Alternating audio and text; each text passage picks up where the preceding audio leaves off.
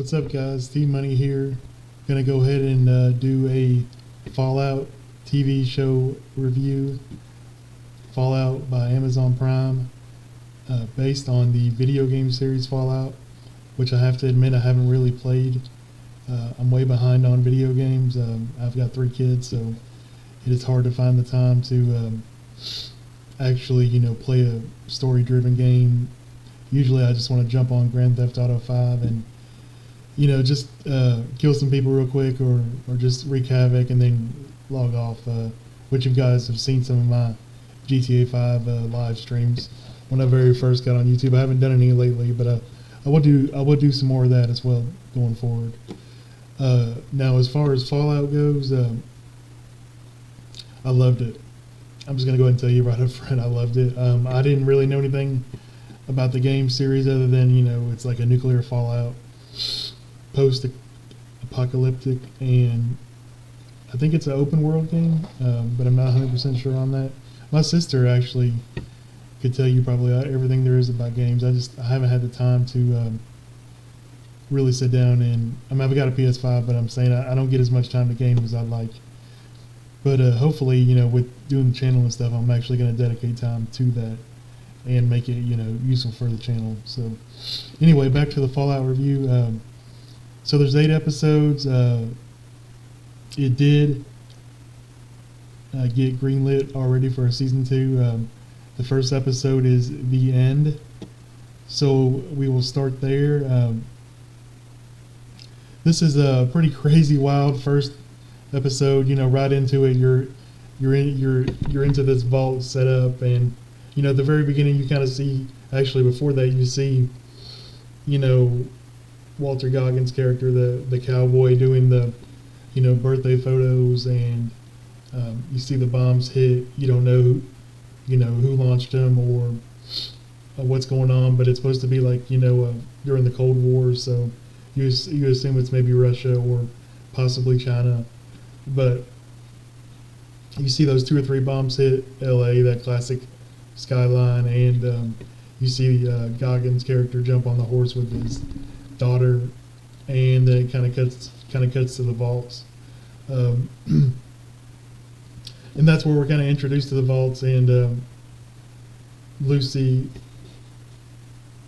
And I really do just got to say, I just loved the first episode. It's where we get to see the main character, played by Ella. Oh my gosh, what is her name? Let me see if I can find that real quick. Can I pause this? Yeah, so I was saying, this show stars Walton Goggins, Ella Purnell, who I've only actually ever seen before in, I think it was Army of the Dead with Zack Snyder. She was good in that. Had no idea she was British. Starting out this show. And also, finally, it stars Aaron Moten, Moten. I believe he might also be British in real life, or he could be American. I know Walton Goggins is American, unless he's Canadian, but I'm like 99% sure he's American. But anyway, they all do a great job. But the first episode, that's where we're introduced to the main character, played by Ella Purnell, and I believe her name is Lucy. And she's very naive. She's looking for a husband. The problem with her vault is, the people of her age seem to all be her cousins, and that's forbidden, as she says. Even though her cousin, this other male figure, I forgot his name, is disappointed by that outcome. But she's looking for a husband, and so they're going to do some kind of crop trade with the other vault. I know they're in Vault 33. I think the other vault is 31 or 32, but they're going to do that trade, and she's going to get a husband. They're going to get a few parts or something, and they're trading their crops. And it's kind of where we're introduced to the vault world. And the vaults are these basically nuclear fallout shelters, deep underground. They have access ports on the outside world, but from what you can see by the design, they go in through the door. People go in through the door, and then they get on an elevator, and it drops way down, you know, theoretically into the earth. So they're deep underground, and these vaults are designed to last hundreds of years. I want to say they're self-sustaining, assuming no, catastrophe happens, no particular part breaks or nothing runs out. But this is where we get to see Okie Dokie and our main character, played by Ella Purnell, and she does a great job. Of course, the husband thing doesn't go as planned. I don't want to, I guess, give away spoilers at the front, so we'll try not to. But this is just a wild first episode, and the first time we're introduced to Ella, her character, you can tell that Lucy is very naive, but they do show that they've been trained in combat, but they know nothing of the real outside world. And then, of course, stuff happens. And then we've also got our second introduction, which is played by Aaron Moten, I can't say his name. And this is where we see he is, I believe they call it the Brotherhood. And they have their own kind of religious belief of how to restore the world or restart the world or fix the earth. But they are, of course, outside, not in a vault. They are, in the living, breathing, nuclear fallout world. Of course, at this time, our other character, Lucy, doesn't know that the world is alive up above. They still think that they're waiting to repopulate to restart the earth or civilization, basically. But here's where we meet Aaron's character. I forget his name in the show, but he's with the Brotherhood, and like I said, they have their own beliefs, but they're on the outside. They're in the real world, and you see right away. Let me get a drink because I'm getting that cotton mouth. Let's see.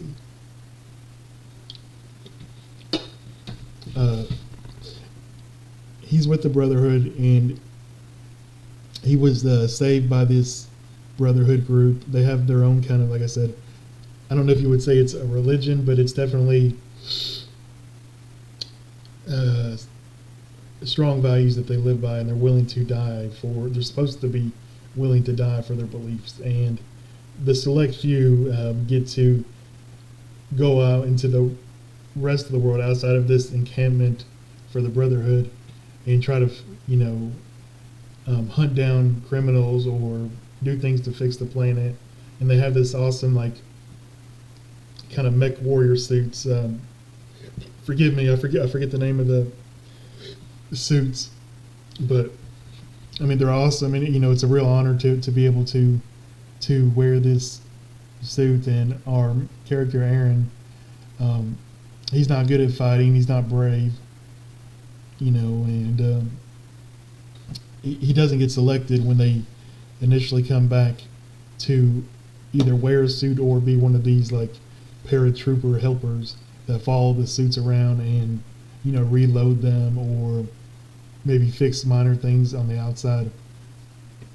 It's kind of like those things in the Matrix at the end when they had their suits, but they had people regular humans that would come and reload them and then run off.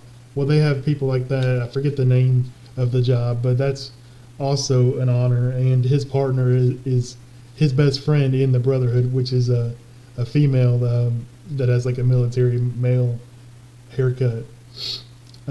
She is selected to follow the suits and reload them or fix them. It's a great honor. It's like second or third in the hierarchy that is established. And of course, something happens and she doesn't get to go, so he gets selected, and it just kind of takes off from there. But and you don't really know much about our second hero, whether he's actually a good guy. Did he cause the incident that made his best friend not be able to do the job? You know, try not to give away spoilers. Or, you know, is he a bad guy? You don't know. But he gets to follow this suit around, and it's very intimidating. And it kind of cuts from there to our final character, played by Walton Goggins. And it's the same cowboy father from the beginning of the Fallout. And, you know, from 200 years ago, from when the nukes were originally launched on Los Angeles. And he is that cowboy father that rode off with his daughter trying to, you know, escape the blast and the fallout or the radiation, I imagine. But now he's been dead. He's undead. He's like a zombie. They call them ghouls, and there's apparently different kinds of them. Some are more human, some are more feral and like an animal, like a zombie. And he is one of the oldest ghouls. He's famous. He's kind of a bounty hunter. It's kind of his job. And as we're introduced to him, of course, he is buried and kept alive by some kind of injection coming from his tombstone down into the ground. And, you know, we see these other bounty hunters dig him up and kind of bring him back to life. He was, I guess you could say, in a suspended state or hibernating, whatever the case may be. But he is resurrected by these bounty hunters, and they want him to do something. And, you know, of course, things don't go the way they're supposed to, but he is brought to the attention of, you know, what we'll find out later is going to be the main plot, is this device that this scientist created that we'll find out more about in episode 2. Hey guys, Team Money again. Wanted to go ahead and finish up this Fallout review. We kind of talked about the first episode a lot, maybe even went into a little bit of spoiler territory. Like I said, I really don't know how I'm going to do my movie reviews yet. I've got to figure out my formula and kind of stick to it, whether I'm going to do like non-spoiler in the front and reviews in the back, or spoilers in the back, or, you know, 1 out of 5, scale of 1 to 10. There's just so many little things that I spend way too much time thinking about instead of just going with it. But we did cover the first episode. Like I said, we talked about Ella Purnell and Lucy. We talked about the Brotherhood, and we talked about Walton Goggins' character, the Ghoul. And just really did love that first episode. It was so wild, so out there, so different. And I like that even though you get a section with each character, it doesn't do like back and forth. You get your whole section with this character, then you get your next section with the next character, and so on. So guys, continuing with the Fallout review, we've got episode 2, The Target. This is where we find out, you know, the main plot thread of the season. We found out about the scientist. We know he injects himself with something very important in his neck area, and the Ghoul, and pretty much everybody else, the Brotherhood, and probably Vault-Tec as well. They all seem to want whatever he has, and, you know, if you've already watched the season, you come to know that what he has is very important. But this is kind of where, you know, we actually do get to see Lucy, Maximus, and the Ghoul all at the same time in the same episode in the same place, which is, I want to say, it was called Philadelphia. I love the set design. I love the suit of Maximus. I love the way the Ghoul looks and how he acts, and he's really a bounty hunter. He doesn't really care about people or really anyone. He's been hardened by, you know, 200 years of this wasteland, or whatever he has to, you know, take to stay alive. And he's been done wrong by people. And we come to find more about that later, of course. But it was a really great episode. In a sense, Maximus kind of, accidentally saves Lucy, or is, rolling around trying to figure out the suit. And the ghoul, of course, is looking for this wanted picture from the three guys that dug him up at the end of the first episode. And we've got our scientist. So we've got all the main characters and plot line in this one town called Philadelphia, and just a great episode. I just love these, like I said, set design and the bullet time action with the ghoul, all of it, just great. And it really got me hooked, really did. Of course, we have, more and more about the backstories of these people, and we find out a little bit more about the vaults and stuff each episode. But the target, which is episode 2, really kind of gets the whole, plot thread of the whole season going. And there's characters, that you don't know if you should root for or not. Like, from what you can tell, of course, Lucy's really the best character, super upbeat and a very, what would you say, very naive to the world. But we have Maximus, who may or may not have done something horrible to be the follower of the suit. I forget the name of the T80 or something. The Brotherhood suit, the Mech Warrior suit, the one, you have to be selected to wear that. It's an honor. And he may or may not have done something to his friend at the Brotherhood. And you don't know. It doesn't tell you. You do know that he does, after watching, this episode, you do know that how he obtains this suit is a little controversial, but also understandable, because, the person wearing it wasn't going to work out. And he obviously runs into Lucy accidentally and saves her from the ghoul and his hunt for the scientist. And just a great episode. And then we go on to episode 3, which is the head, which of course, come to find out, is the scientist's head because of what happens to him at the end of episode 2. I'm trying not to do spoilers as much as I can, but this is where the show really starts to get going, I think, because now you've got these 3 competing groups that all have an interest in this head. You've got Lucy, you've got the ghoul, and you've got Maximus. And this episode is as well as where you find out about the golden rule. You do get to see some of the monsters and things that go into this world. The head does get, lost, and it's just interesting how this head is getting bounced around from different protagonists, and it's really funny. This is how the show it's got a lot of drama, but it's also got great humor, some dark comedy, and some satire. So it really does blend it well, and I do think it takes an accomplished actor to pull that off. I just watched a movie recently where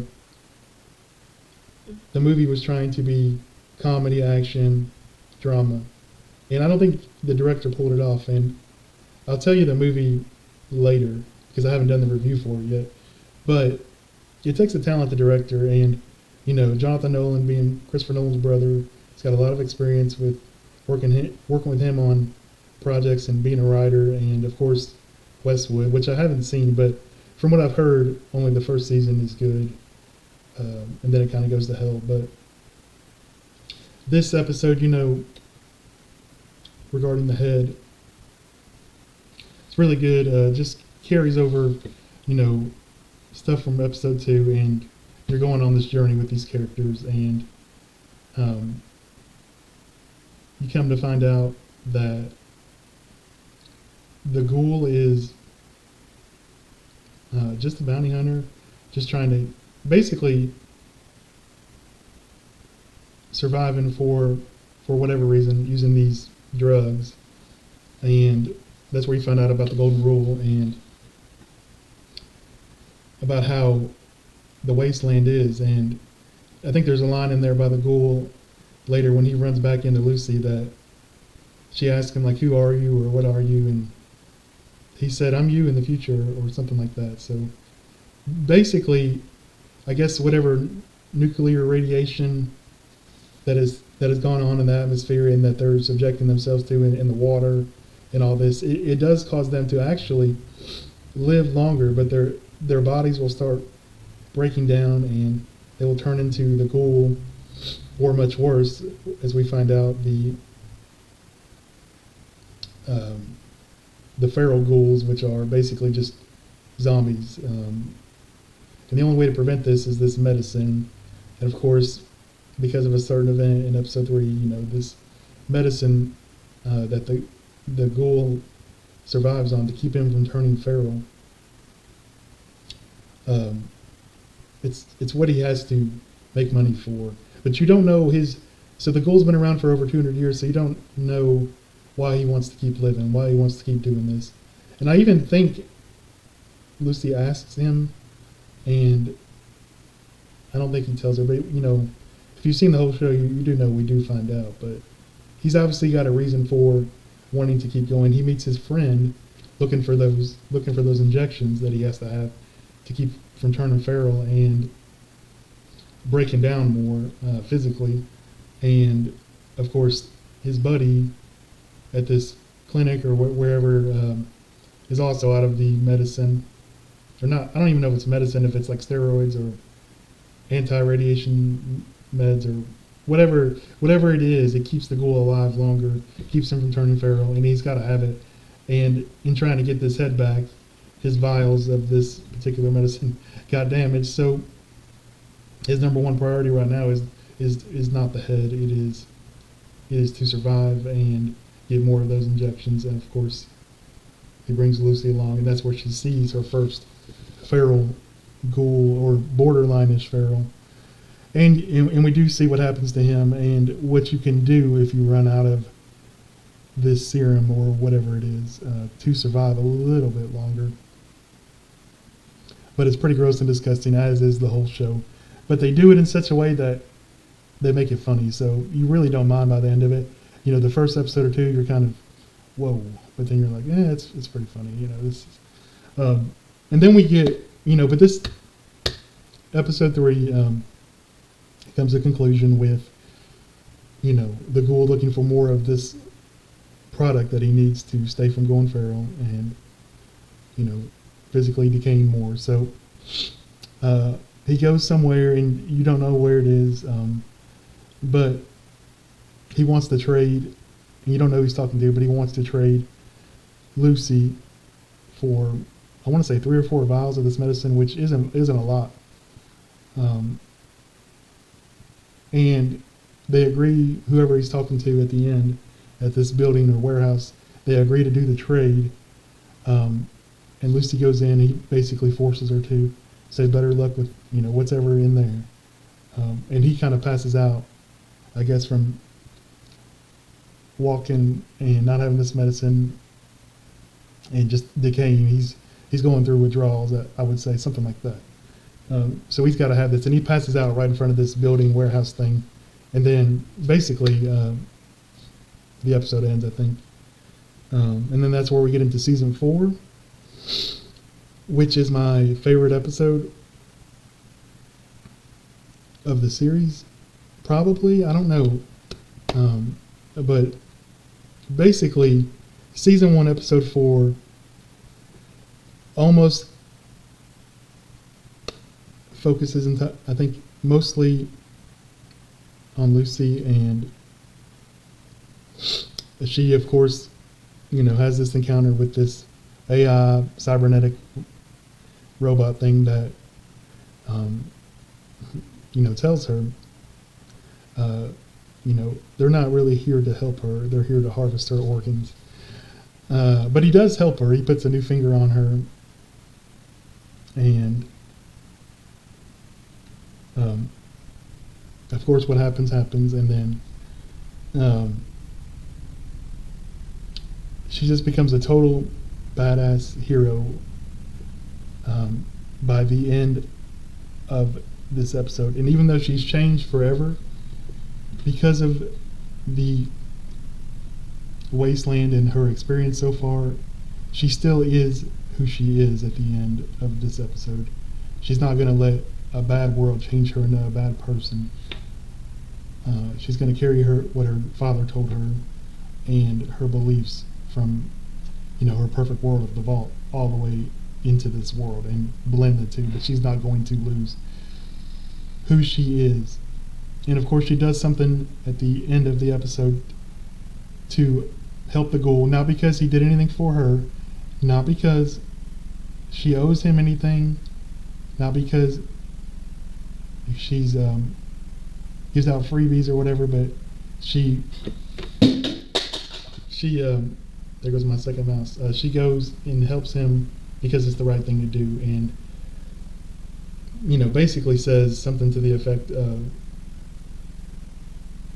I may end up looking like you, but I'll never be you. I know who I am. Something like that. But it just makes you really root for her. She's just a great character. The show's just really well written. They put a lot into their production budget, you can tell. And, they hired newer actors outside of Walton Goggins and a few of the, Vault Tech people and stuff. But this is where I really just was latched on. I was like, okay, I got to see the next 4, but season 1, episode 4 was just an awesome, wild episode without going into spoilers. But if you guys saw it, you know what I'm talking about.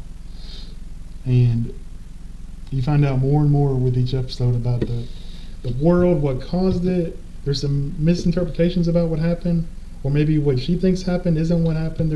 You start to get a feeling like there's a lot she doesn't know, and there's a lot that she thinks happened that maybe didn't happen, or didn't happen like she thought it did. But you just get more invested with each episode of this world, and I love it. Let's see. Also in this episode is where we find out, that there's something else going on here with these other 2 vaults, Vault 32 and 31, I believe. Of course, we thought that the Raiders killed all the people from Vault 32, but after this episode, of course, we know that looks like that's not the case, that they may have starved to death, and whatever happened like a couple of years ago. So they've been dead a long time. And the question is how did the Raiders get in then? Because you need a certain piece of technology to even get inside the vaults from the outside. And of course, we learned at the very end how this happened. But it just leads to more questions. So we definitely know that there's something going on with management in Vault 31. And it's just been a great episode. I just love everything about it. And, going forward, we got the final 4 episodes, which is season 1, episode 5, The Past. This is kind of where we learn that, there's been multiple, possibly,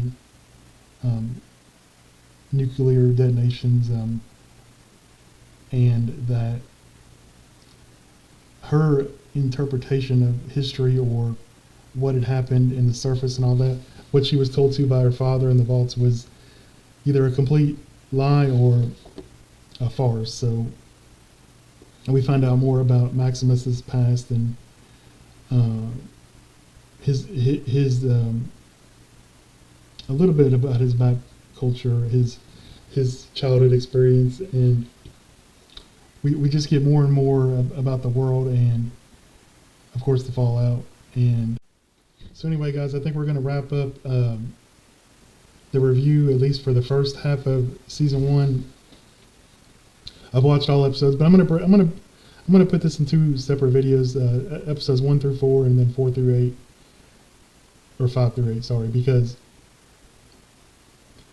there's a lot to this show and a lot going on, and this will be a really long review if I go into every episode like I have been. So let me just post this as the first 4 episode review, and then I'll do a second review for the second half. Anyway, guys, I hope you like the content. Thanks for following me and growing with me on this journey. I love it. I love what I'm doing. I'm getting better at it, I hope. I need to remember to look in the camera, of course, but I really did love this show. The first 4 episodes really get you hooked, especially episode 4. You are after the end of episode 4, you are locked in, ready. It's got you, and if it doesn't, it's not your show. But for most people, this is kind of it's also the halfway point of the season, but it really locks you in. Like, okay, I'm down with all 3 of these characters, and I want to know more about the vaults and what happened and the fallout and what's the real history of the world and what the hell's going on. And there's so many more questions, but you're totally hooked and you want more, and that's what a great show does. So let me know if y'all liked it. Let me know what y'all think in the comments. I can't wait for more. I'm sad that it's only an 8 episode season, but I did hear that it got greenlit for season 2 already, and I hope they're working on it already so we can get back to Fallout as soon as possible, because I love this show, and I'm not a guy that watches every new show at all. I can't tell you the last show I regularly watched. So anyway, I'll see y'all next time for the second half review. And if you like this, like I said, post your comments down below, and you know what to do if you like what I put out. And hopefully I'm putting out more and more better and better stuff. So let's end it with there, and talk to you guys next time.